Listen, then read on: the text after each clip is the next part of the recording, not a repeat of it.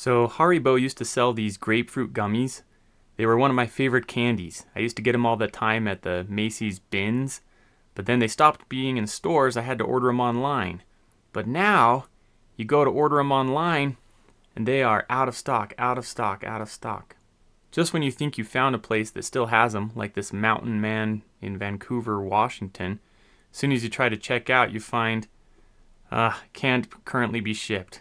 Come on, Susan, where's my gummies? You can still get these ones, and they're fine, but they're just not the same as those original Haribo Grapefruit Slices. Eventually, I just decided I had to take matters into my own hands and do my best to make something that resembled the texture and taste of those masterpiece gummies. So this video is just going to show how I do it so you can try it at home. I feel like I've cracked the code and made something that's pretty much exactly the same as what Haribo had. But it's been a journey, like many failed attempts, dozens or at least in the 20s of failed attempts that weren't even edible. I just had to throw away what I had produced. Then I had a few that were edible but not very good. Finally, I landed on these, which are amazing.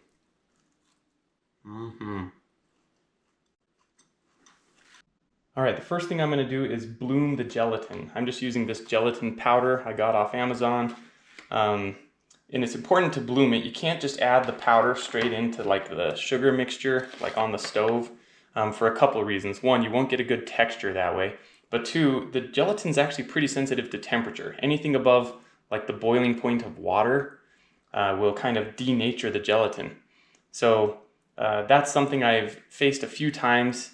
I'll kind of return to that later when it's time to add the bloomed gelatin into the stove.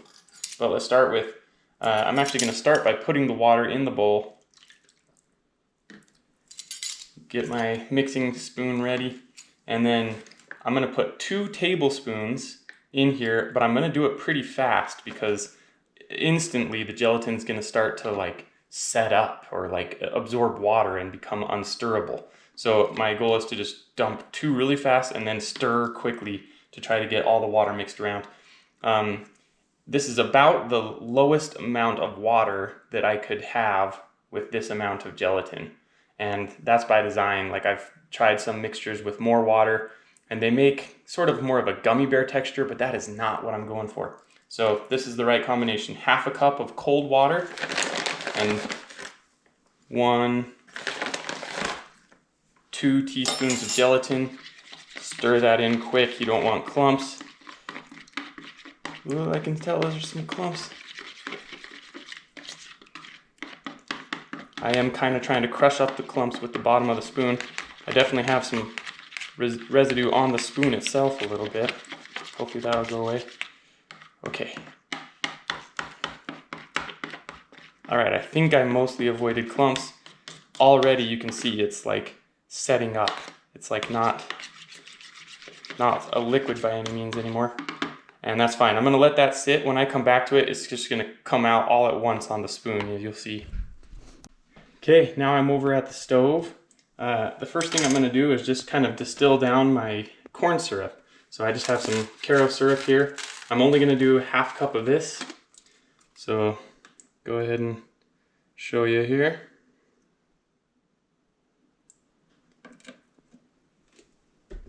Half cup of corn syrup. Using a spatula to make sure I get it all out. Good enough. And then I'll go ahead and turn on the heat.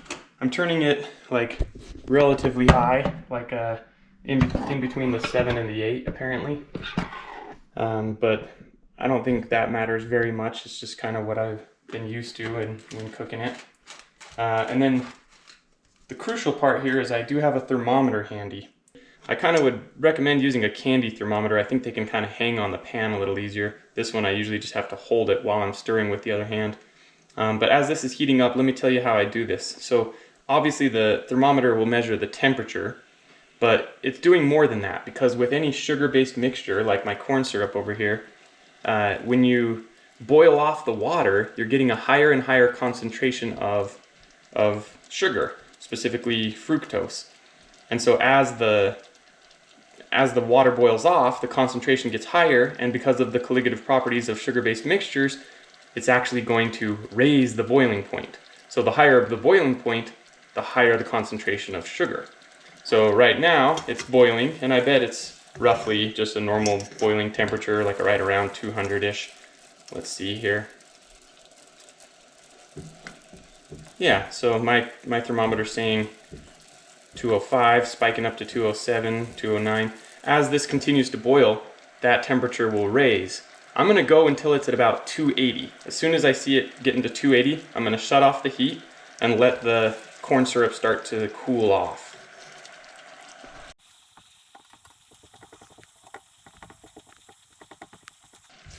As you can see, the temperature's rising as the concentration increases. It's starting to boil a little differently now. I don't know if you can see that in the pot, but like the bubbles are staying longer. You can tell it's getting thick.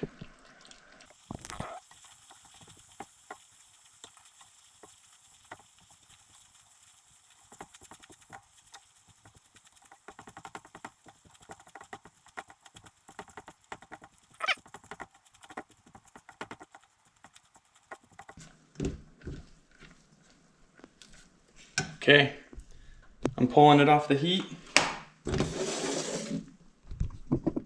As you can see, I spiked up to just over 280, and this is a thick mixture now. This by itself is almost going to be hard candy. Not quite. So it's still liquidy though. Like, you'd almost think that the best time to mix everything else in is now, while it's still stirrable. Unfortunately, like I mentioned before, the gelatin is actually pretty temperature sensitive. So I'm going to let this cool down all the way to about 200 degrees, which honestly, it'll be very hard and very viscous, difficult to stir at that point. But it's the price you have to pay for working with gelatin. It just won't survive the higher heat. Okay, while I'm waiting for the corn syrup mixture to cool off, I'm going to get some other things ready. So for the grapefruit flavoring, I found that using these little packets of true grapefruit flavoring works the best. I tried working with liquid flavorings, but I just couldn't get any of them to work. So I've got these powders. I'm going to use 6 packets to go in the mixture once it's cooled off. So I'm going to go ahead and just get those ready by putting them into this measuring cup.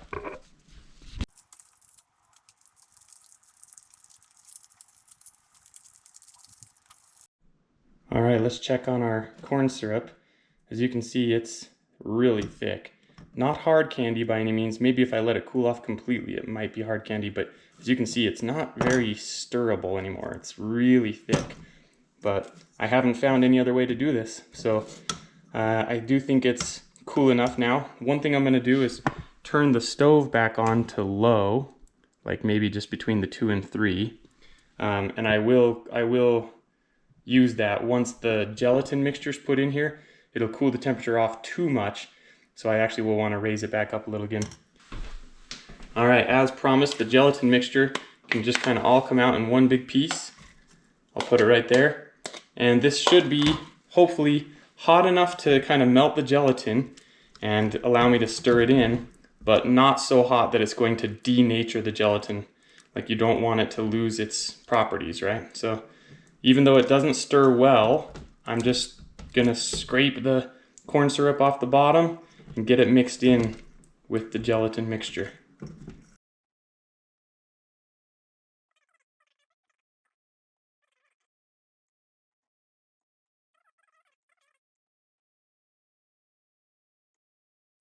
I'm gonna come to this side just because the stove was shaky when I'm stirring it.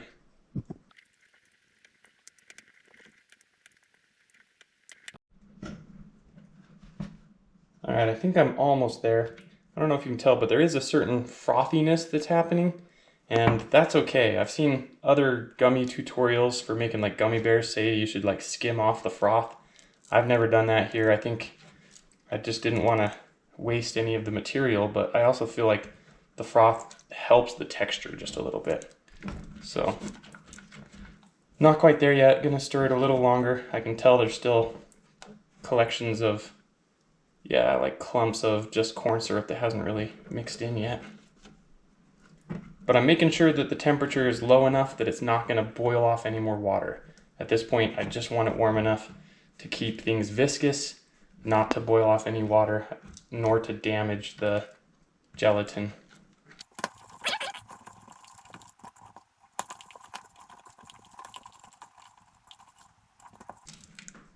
Just trying to scrape the bottom a little bit more. About got it. I think I'm ready to add in the sugar. So this is something that took me like 20 tries to finally try it this way, and that is to add the sugar now that it's on low heat. I used to do it where I would just add the sugar in with the corn syrup and try to distill that whole thing down. Could never get decent results with that. I guess I had a few that were at least edible, but I found the way to do it is like I did here. Cook just the carob syrup until the high concentration. Then once it's on low heat, then I can add the grapefruit flavoring and the granulated sugar. I'm gonna add 3 scoops, each is a half cup, so that's a cup and a half total of granulated sugar. Just 1.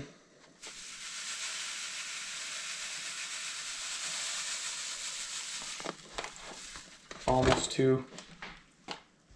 3.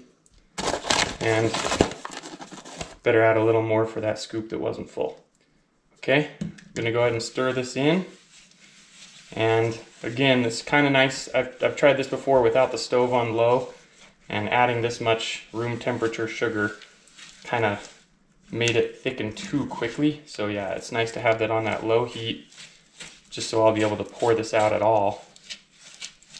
Okay, I think it's pretty much already ready. Just have to stir it in, make sure it's uniform.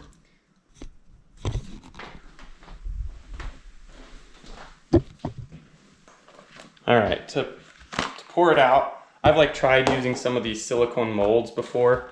It just wasn't worth it. Like too much falls in between, and it was just so hard to get them out. So instead I've just got like this silicone baking sheet, and I'm just gonna dump this all out right on top of it.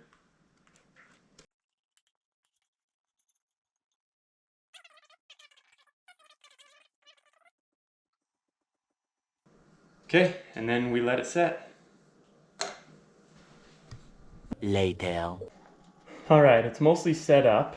I went ahead and spread some of this kind of sugar on top. It's just a tiny bit coarser grain, which is kind of why I like it.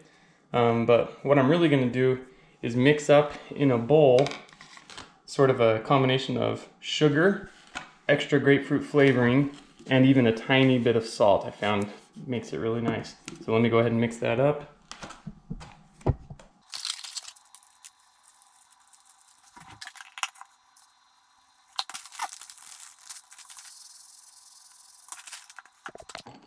All right, from here, I've got a cutting board and a little pizza cutter, and I'm just going to pry up the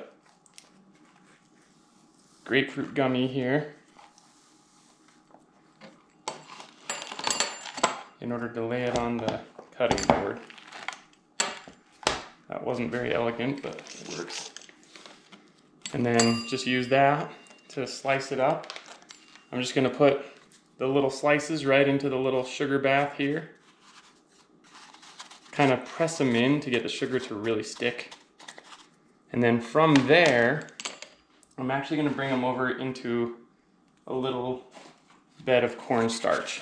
That'll just prevent any other stickiness from, like, you know, prevent the gummies from sticking together and stuff. So I'll just kind of put them in here, and as I put them in there, I'll shake them up. Okay, let's watch me work for a second.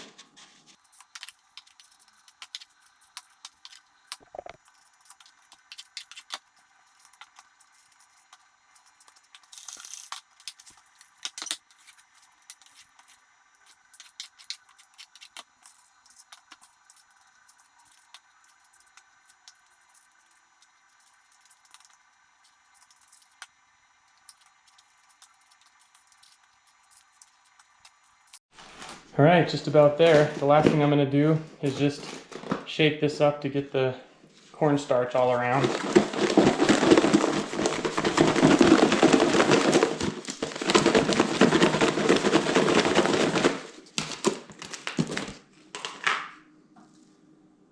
Might Might need to still separate some a little bit, but not too bad. And that's it.